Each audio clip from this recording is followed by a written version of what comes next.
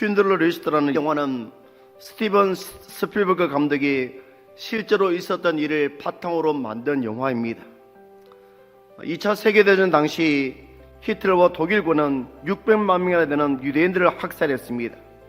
그때 오스카 쉰들레라는 독일인 사업가가 있었는데 어느 날 우연히 유대인들을 학살하는 장면을 목격했습니다.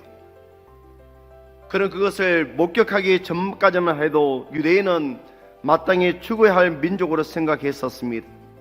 그런데 어른은 물론이고 노인과 어린아이들이 가스실로 들어가 울부짖으며 죽는 모습, 심지어 어머니와 아이가 서로를 부둥켜 안고 죽어가는 모습을 보고 충격을 받았습니다. 그래서 유대인들을 구하기로 마음을 먹었습니다. 당시 독일 군인들이 타락해 있었기 때문에 돈으로 유대인들을 살 수 있었습니다. 그는 자신이 건져내야 할 유대인들의 목록을 만들고 자신이 모은 모든 재산을 바쳐서 그들을 구해냅니다. 그 명단이 쉰들러 리스트입니다. 그 리스트 안에 들어간 사람은 살 수 있었습니다. 마침내 전쟁이 끝나고 그가 살린 1100명의 유대인들과 헤어지는 자리에서 생존자들은 은혜에 대한 보답으로 자신들의 금리발을 뽑아 만든 금반지를 쉰들러에게 선물합니다. 그 반지에는 탈무드에 나오는 말을 적어 놓았습니다. 하나의 생명을 구하는 자는 세상을 구하는 것이다. 그때 반지를 받아든 쉰들러의 고백에 나옵니다. 내가 돈을 더 벌었더라면 더 살릴 수 있었을 텐데. 그러면서 자신의 승용차를 가리키며 왜 안 팔았을까? 10명은 더 구했을 텐데. 가슴 있는 배지를 보면서 이것으로 2명은 더, 아니 최소한 한 사람 한 생명을 더 구했을 거야 하며 통곡합니다.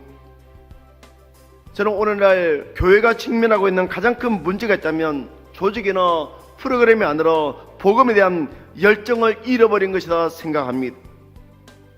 교회는 복음을 전하는 증인들이 모인 공동체입니다. 하나님은 오늘도 교회를 통해 하나님의 나라가 이 땅에 확장되기를 원하십니다. 그러므로 건강한 교회는 예수 그리스도를 통한 구원의 은혜에 감격하고 그 복음을 알지 못하는 사람들에게 전하는 복음의 증인의 삶을 살아가야 합니다. 하나님께서 이 사명을 우리에게 주셨습니다. 우리가 1100명의 유대인들을 살린 쉰들러처럼 이 시대에 생명을 살리는 쉰들레가 되어야 한다고 우리에게 말씀하고 있습니다. 여러분, 자기 스스로에게 이런 질문을 던져보시길 바랍니다. 지금 나에게는 쉰들레가 가지고 있었던 생명을 살리는 리스트가 있는가? 내가 대가를 지불하면서 구해낼 영혼의 리스트를 나는 가지고 있는가? 그렇다면 우리가 어떻게 하면 오스카 쉰들러처럼 추구원의 영혼을 구원할 수 있습니까? 먼저 우리는 추구원의 영혼을 하나님께 인도하기 위해서는 그들을 정확히 볼 수 있어야 합니다. 여러분은 무엇을 보고 있습니까? 무엇을 입었는지, 어떤 집에 사는지, 헤어스타일은 어떤지 이런 것만 보입니까? 우리는 그들의 내면의 모습을 볼 수 있어야 합니다. 다음으로 그들의 아픔을 함께 느껴야 합니다.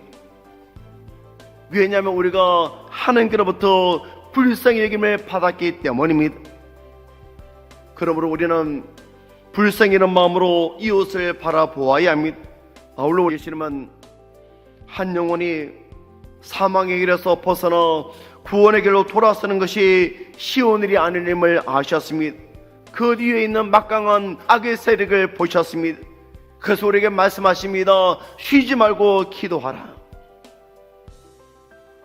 여러분, 전도와 기도는 떨어져 있는 것이 아니라 같이 가는 것입니다.